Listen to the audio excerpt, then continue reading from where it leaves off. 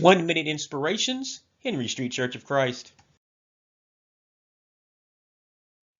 When being good is not good enough. There was a certain man in Caesarea called Cornelius, a centurion of what was called the Italian Regiment, a devout man and one who feared God with all his household, who gave alms generously to the people and prayed to God always. About the 9th hour of the day, he saw clearly in a vision an angel of God coming in and saying to him, Cornelius. And when he observed him, he was afraid and said, What is it, Lord? So he said to him, Your prayers and your alms have come up for a memorial before God. Now send men to Joppa and send for Simon, whose surname is Peter. He is lodging with Simon, a tanner, whose house is by the sea. He will tell you what you must do.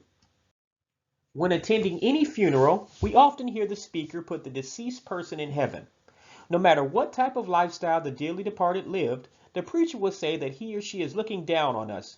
He will say that the person has received his or her reward and will always say that the person is walking around heaven. Well, this is sad about people who are Christians and non-Christians alike. I realize that the intent is to bring comfort to the family of the dearly departed. However, we should not compromise the truth of God's word to please others. We can still comfort them through God's word without lying to them. Remember, there is no salvation without Jesus Christ. Thus, no matter how many good deeds a person has done, if he or she did not die as a Christian, we cannot lie to people and say they are in heaven. That is offensive to God and a lack of integrity for any preacher. Our best example of a person who always did good deeds but was not saved until he became a Christian was Cornelius. He was always a man of compassion who gave to the poor. However, he was told to summon the preacher Peter so that he could hear words to save him. Peter certainly preached Christ unto Cornelius, which is the only way anyone can be saved. Cornelius responded in faith and was baptized for the forgiveness of his sins and salvation of his soul.